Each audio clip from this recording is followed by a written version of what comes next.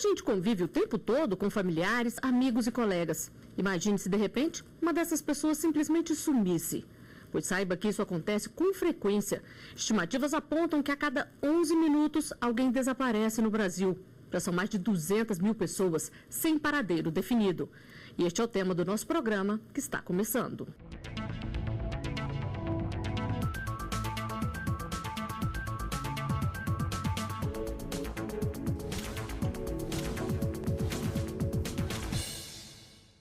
No artigo 5º de hoje, vamos falar sobre a situação de quem desaparece e de seus familiares. Está na nossa Constituição. Todos são iguais perante a lei. E entre as principais garantias, o artigo 5º estabelece a inviolabilidade do direito à vida e à liberdade. A lei também determina que é livre a locomoção no território nacional em tempo de paz. Para falar sobre os desaparecidos no Brasil, eu converso com a advogada Luciana Nóbrega Lobo, especialista em direito civil, e com Wesley Salomão, delegado-chefe da Delegacia de Proteção à Criança e ao Adolescente do Distrito Federal. Sejam bem-vindos ao nosso programa. Doutor Wesley, o que leva uma pessoa normalmente a desaparecer? Quais são as causas mais comuns? Ela pode ser vítima de algum crime, seja sequestro, subtração de incapazes, mas ela também tem uma diferenciação em relação à idade. Criança normalmente é retirada da família, do convívio. Adolescente não é um desaparecimento, normalmente eles fogem de casa. Eles estão num período de transição e por algum motivo eles fogem de casa porque estão com algum desajuste familiar. Já os adultos e idosos, na maioria dos casos, fogem de casa, normalmente em decorrência de problemas psicológicos, psiquiátricos, os adultos na questão da drogadição também. Agora, doutora Luciana, a Constituição garante o direito de ir e vir, mas a pessoa pode simplesmente desaparecer se ela quiser? O ideal é que ela sempre comunique, porque há necessidade, se há um patrimônio, há necessidade de se ter um procurador ou um representante legal para que se cuide desse patrimônio. No caso de crianças e adolescentes, por serem ainda incapazes, há necessidade de uma vigilância permanente de seus responsáveis. Bom, em grande parte dos casos de desaparecimento permanecem sem solução por anos e anos. Muitos têm um final trágico. Um relatório feito pela ONU mostra que é grande o número de crianças que são tiradas de suas casas e engrossam as estatísticas das vítimas de tráfico humano. As fotos são de crianças e de adolescentes que não são vistos há dias, meses e até anos. Estão na internet, no Cadastro Nacional de Desaparecidos do Ministério da Justiça. Trata-se de um banco de dados com informações pessoais e de identificação civil de quem está sumido. Segundo a secretária nacional de Segurança Pública do Ministério da Justiça, muitos desses menores de idade desaparecidos são vítimas de tráfico humano. Existem várias investigações, inclusive com o auxílio da Interpol, feito pela Polícia Federal, de notícias crime de pessoas que desapareceram, crianças que hoje já são adultas, estão em outro país, foram levadas para outros países, vendidas ou mesmo levadas daqui do país. A cada 3 vítimas de tráfico humano, uma é criança. E a cada 3 dessas crianças, 2 são meninas. Juntamente com as mulheres, são responsáveis por 70% do total de pessoas traficadas. No Brasil, a tipificação de tráfico de pessoas está prevista no Código Penal, nos casos de tráfico interno e internacional para fins de exploração sexual. As penas variam de 2 a 8 anos de prisão. Delegado, nos casos de desaparecimento, sempre se trabalha com a hipótese de tráfico de pessoas? Todas as hipóteses são avaliadas. A gente vai avaliar se ela foi vítima de um crime ou se ela desapareceu por conta própria. Um fator que é muito importante é comunicar imediatamente à polícia o desaparecimento dessa pessoa. Por quê? Porque nos casos de demora no desaparecimento, fica mais difícil de se investigar. E também a não comunicação imediata desse desaparecimento pode levar, inclusive, a polícia a trabalhar com a hipótese de um homicídio, de um crime relacionado à Lei Maria da Penha. A própria pessoa que não comunica isso pode ser identificada como suspeito por aquele desaparecimento. Bom, o senhor já começou a falar aí das investigações, então, como é que é esse processo de investigação quando uma pessoa desaparece? Sim. No caso de adulto, normalmente se busca os últimos passos que ele fez. No caso de criança e adolescente, é um pouco mais complexo. Por quê? A criança ela não tem o discernimento ainda. Então, se trabalha mais com a subtração dessa criança. O adolescente, nós avaliamos se existe um conflito familiar. Por quê? A maioria dos casos de desaparecimento de adolescentes é fuga. Eles estão com problemas familiares, problemas de aceitação, às vezes problemas na escola que levam eles a fugir, né? Essa questão da não aceitação da sexualidade pelos pais faz com que eles fujam. Essa questão de estarem namorando com outras pessoas e a família não aceita. Eles podem também ter sido vítimas de algum crime, estar sofrendo maus tratos em casa, ou eles podem ter sido até mesmo vítimas de algum crime sexual. Então, eles fogem de casa. E quando o adolescente é recuperado, quando é localizado, e na maioria dos casos ele é encaminhado para alguma medida protetiva. Por quê? Vai se apurar qual a origem daquele desaparecimento.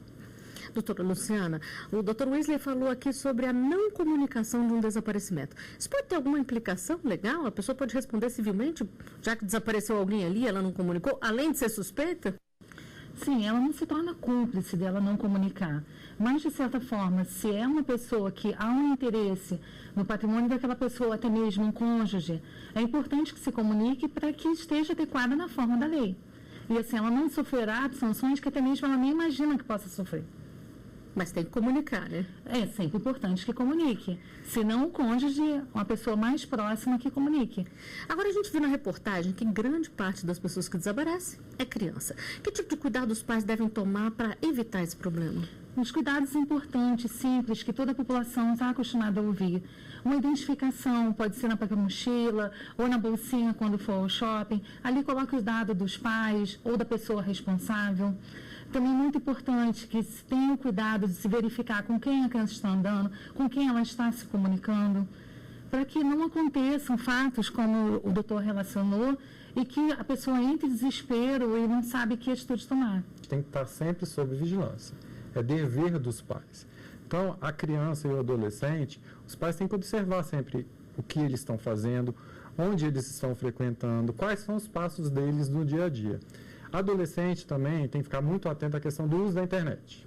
Saber com quem seu filho está interagindo na internet. Isso é muito importante. Por quê? Porque às vezes ele é induzido a fugir. Às vezes ele pode ser induzido por uma pessoa que está com intenções de praticar um crime de natureza sexual. Então isso é muito importante. O fato do pai estar ao lado da criança ou do adolescente pode diminuir o risco de sofrer algum tipo de violência. Então é muito importante que os pais fiquem atentos a essa questão da internet.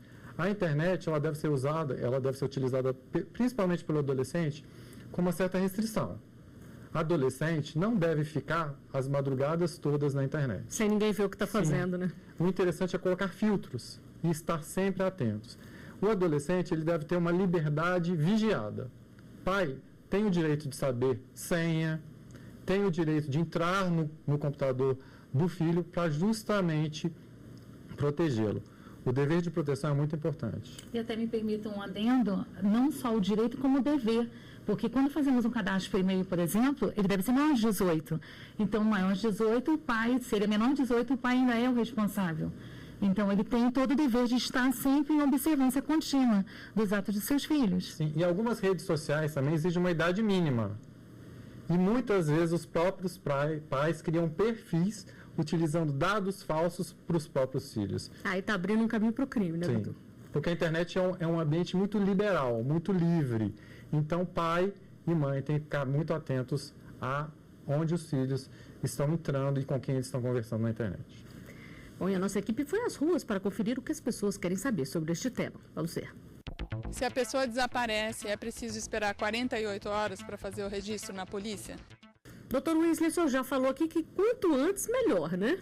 Sim, antigamente existia uma cultura de que se deveria aguardar 24 até 48 horas. Mas em 2005, o Estatuto da Criança e Adolescente foi alterado e determinou que a comunicação tem que ser imediata, porque a busca é imediata.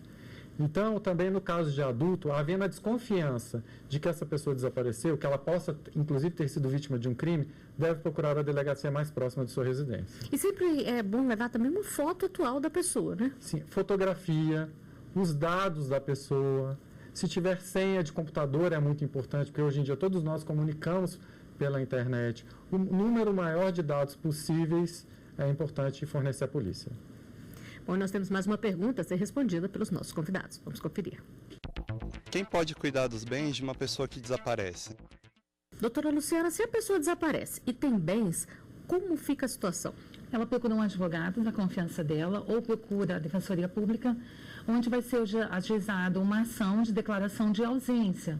Nessa declaração de ausência, que deve ser registrada no cartório de registro de pessoas naturais, essa sentença onde vai declarar a ausência, o juiz vai determinar um curador.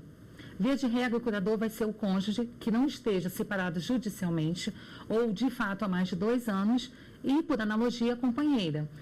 Caso não haja, será, então, pela ordem, os pais, os ascendentes ou os descendentes, os filhos. Não havendo ainda essas pessoas, qual eu elenquei, o juiz irá, então, elencar um curador dativo. E se essa pessoa reaparece anos depois? Como é que fica? Então, se ela reaparece anos depois, há uma série de consequências. Há prazos para serem observados. Se ela aparece dentro de 1 ano nessa curatela, ela pode retomar automaticamente todos os bens da forma como eles estavam, inclusive os frutos e os rendimentos. Se após 10 anos de decretada a sucessão provisória, ela vai receber os bens, mas se forem administrados por herdeiros necessários, que são cônjuge, ascendentes ou descendentes, ela não vai ter direito aos frutos e rendimentos. Se for durante os próximos 10 anos já aberta a sucessão definitiva, ela vai receber no estado em que eles estavam, porque a ausência é sempre para resguardar todo esse patrimônio. E se for após esse lapso, vamos contar então os 10 anos de uma sucessão, mais os 10 da outra, e mais o primeiro ano inicial, ela não vai ter mais direito aos bens, a nenhum deles. Bom, nós vamos a um rápido intervalo, o artigo 5º volta já.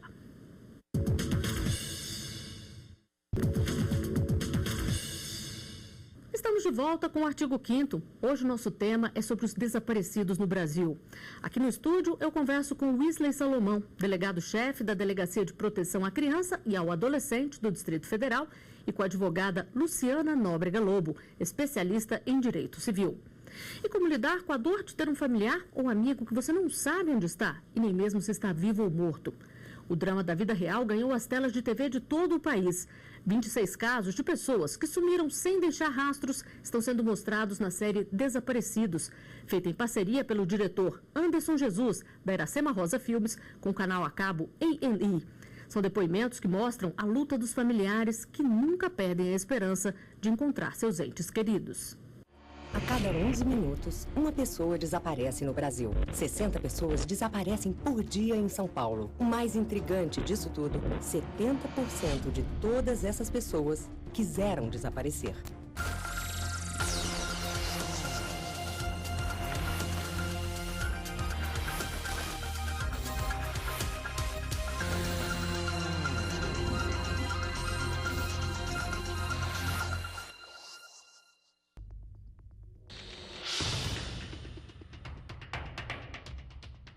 Você já imaginou a pessoa que mais ama um dia simplesmente desaparecer? Me deu uma aflição de mãe. Muitos não só imaginaram, como sentiram essa dor na pele. Quando eu acordei, ele não estava mais do lado. Problemas mentais, drogas, depressão, homicídio ou a necessidade de fugir de crises familiares. Muitos são os motivos que levam ao desaparecimento de uma pessoa. Já começou a bater o desespero, porque eu andei a vila toda, o bairro todo e não achava ele. Crianças e idosos são os mais presentes nas estatísticas de desaparecimento. Como ele não buscou, não sei se buscou, se aconteceu alguma coisa com ele fora desse contexto que a gente imagina. A dor de ter um ente querido desaparecido pode ser ainda maior por conta da incerteza. Onde está? Encontra-se vivo ou morto? Por que desapareceu? Teve um prejuízo tão grande em termos da saúde dele, a ponto dele não saber buscar mais nenhum desses recursos. Com tantos motivos e números tão expressivos, o que tem feito as autoridades? Mostrei a ela a foto, o qual estava no site da Polícia Civil. É importante dizer que a última fotografia, muitas vezes, ela não será útil, e sim uma fotografia que tenha o rosto dele de frente. A dor de famílias que perderam. A felicidade de outras que encontraram. o trabalho investigativo da polícia e suas novas tecnologias. Pessoas diferentes, de lugares diferentes, que têm em comum o momento em que passaram a fazer parte dos desaparecidos.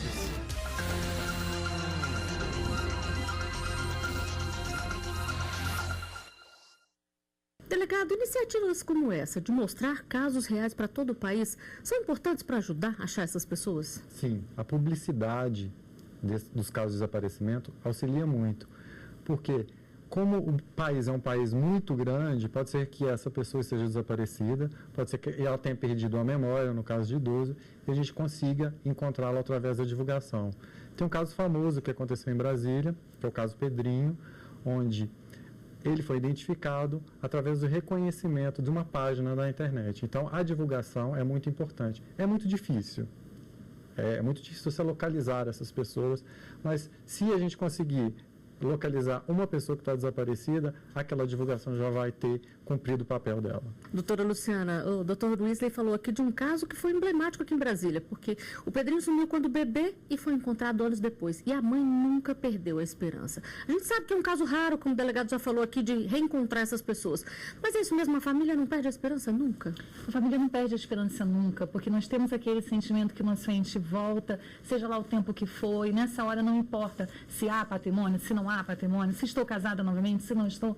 Importa que eu tenha aquela pessoa junto a mim novamente. E é importante que não se perca a esperança mesmo. Casos como esse, apesar de serem raros, são possíveis. E como é que fica a situação, por exemplo, uma criança desapareceu, ela foi adotada por uma outra família, teve um nome novo ali, como é que fica a situação civil dela? Ela volta ao registro anterior, volta à família anterior, como é que são definidos esses casos? Então, cada caso é um caso, especialmente quando se trata de um direito de família, onde o Instituto Maior é a dignidade da pessoa humana, então o juiz há de verificar se há o interesse até mesmo da criança e do adolescente, do menor, qual o melhor interesse dele? É que ele fique com a família substituta ou que ele fique com a família que realmente consanguínea dele? Então não há como se mensurar, vai ser desta ou daquela forma, porque lidar com seres humanos é complexo, na verdade. Agora, delegado, se essa pessoa que adotou essa criança que foi tida como desaparecida teve algum envolvimento, aí ela está cometendo um crime, né? Sim, ela pode responder por subtração de incapaz, ela pode responder por sequestro, por falso parto, por falsidade ideológica, porque ele registrou uma criança como se fosse dela, na verdade não é. Então ela sofre consequências penais. Bom, nós temos mais uma pergunta feita nas ruas para ser respondida pelos nossos convidados. Se a pessoa desaparecer porque ela quis e reaparecer depois, ela vai sofrer alguma punição? Doutora Luciana, existem consequências legais para essa pessoa que desaparece e reaparece anos depois propositalmente? Existem consequências, sim. No direito civil, nós não costumamos usar a palavra punição, é mais voltada para o direito criminal. Então, nós temos como uma forma de que ela está sofrendo uma sanção por conta do ato que ela teve. Houve um motivo para que aquela ausência ocorresse? Ou foi um ato voluntário e injustificado? Então, uma série de consequências, sim, seriam observadas. Bom, vamos à última pergunta feita nas ruas para ser respondida aqui no estúdio. Uma pessoa desaparecida pode ser considerada morta mesmo se não encontrarem um corpo? Doutora Luciana, como fica nesses casos? É o caso da morte presumida, por exemplo? Pode ser decretada, sim, a morte presumida à luz do artigo 7º do Código Civil, onde ele diz que se há uma forte possibilidade da pessoa que estava em situação de perigo de vida dela ter morrido, então o juiz pode decretar a morte dela, como em casos de naufrágios, em casos de incêndio. Por exemplo, há pouco tempo foi passado o caso de Mariana, onde há uma enorme quantidade de pessoas. Claro que será feito individualmente.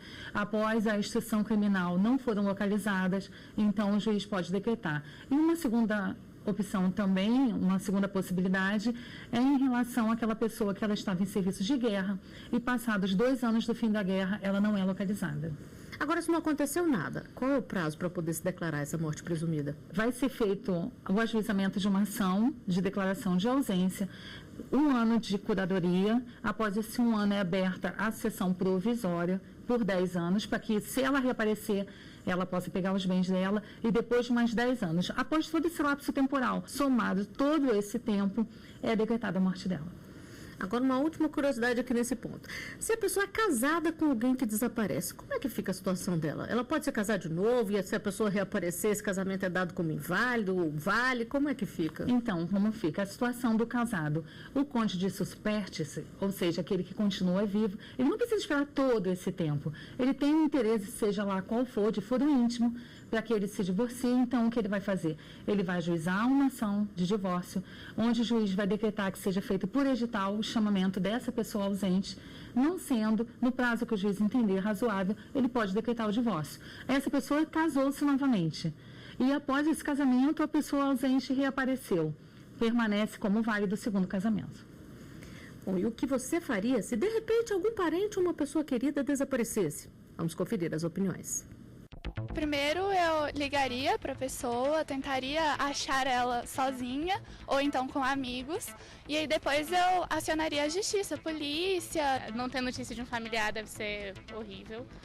Eu tentaria ligar, pelo menos achar pelos meus próprios meios, depois eu acionaria a justiça, a polícia, bombeiro, procurar em hospital, necrotério, alguma coisa assim, e postaria nas redes sociais, né? Entraria em contato por rede social, avisaria as pessoas de modo geral, né, via mídia social, Facebook, Instagram e tal, já num período após procurar todos os parentes e pessoas que tivessem contato. A cada 1 hora a pessoa pode estar andando 10 quilômetros, né, para longe de você.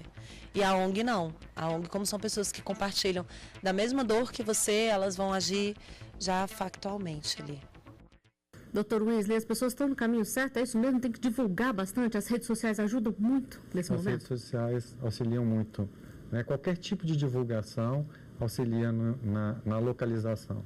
Além disso, as ONGs também podem dar um suporte psicológico, porque as consequências psicológicas para a família, para o ente querido, que tem uma pessoa que está desaparecida, é muito grave. Então, elas auxiliam muito nessa questão psicológica. Doutora Luciana, o que mais as famílias podem fazer para tentar buscar seus desaparecidos? O ideal é que se faça começando pelo boca a boca, né? Já vem de longas datas que um passando para o outro, a comunicação vai longe. Então, podemos aproveitar, sim, a internet, todos os meios sociais, seja da criança, do adolescente que acessa, até mesmo os mais idosos. O ideal é que todos se divulguem em massa. Cartazes, telefonemas, passar para um parente distante, porque nunca sabe onde essa pessoa pode estar. Bom, e as pessoas costumam mudar muito fisicamente ao longo dos anos. Antes de encerrar o programa, vamos mostrar mais um trecho da série Desaparecidos, que mostra como o programa de progressão de fotos pode ajudar a encontrar estas pessoas. E ele fez a progressão da imagem do Felipe, que eu vou te falar uma coisa, doeu meu coração de ver. A gente pede fotografias dos irmãos, dos pais, né? E você vai fazendo um estudo de tendência. O caso do Kennedy foi o motivo pelo qual o laboratório foi inaugurado para crianças desaparecidas com a progressão de idades em 3D. Como se eu estivesse vivendo ele aqui na minha frente. Nunca vou perder criança. Ou vivo ou morto, mas eu vou achar esse meu filho. Dr. Wesley, técnicas como essa de progressão da imagem são fundamentais, não é mesmo? Sim, auxiliam muito, porque com o passar do tempo, principalmente se for criança, as características físicas elas vão sendo alteradas. Então, qualquer tipo de tecnologia que auxilie na investigação é importante. Há casos em que a imagem parece muito e a gente faz essa confirmação através do DNA. Então, é muito importante, no caso do desaparecimento de crianças, se coletar DNA dos pais para um eventual exame de constatação se aquela pessoa encontrada é realmente filho ou parente daquela família. Bom, para encerrar o programa, então, gostaria de saber de vocês qual é uma dica para uma família que está passando por um problema como esse. Doutora Luciana. Então, a minha dica é que a pessoa está passando por esse problema, ela peça ajuda de toda a coletividade.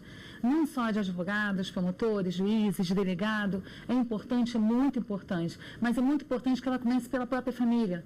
Porque pode acontecer casos, como o doutor colocou, em relação apenas ao sumiço, porque a pessoa queria, ou porque foi um adolescente que acabou brigando com os pais. Então, como toda ajuda é bem-vinda, como nós colocamos, o ideal é que se divulgue da melhor forma, de todas as formas possíveis. A divulgação é sempre muito importante.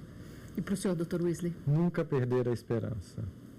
Por mais tempo que isso possa durar, nunca perder a fé de que um dia você vai encontrar um ente querido. E é verdade a máxima que diz que quanto mais tempo passa, mais difícil fica encontrar? Para a investigação, sim, porque quanto mais rápido você consiga elementos para se chegar ao ente desaparecido, melhor é. Né? E também no aspecto psicológico. Quanto mais tempo dura, mais sofrimento causa. O artigo 5º está chegando ao final. Delegado Wesley e doutora Luciana, eu agradeço muito a presença de vocês aqui no estúdio da TV Justiça. Nós é que agradecemos. Com certeza. Eu agradeço também pela sua companhia. Participe do nosso programa enviando uma sugestão de tema para o e-mail artigo5@stf.jus.br. E se quiser rever os nossos programas, é só acessar o site tvjustiça.jus.br. Na próxima semana temos um novo encontro. Até lá.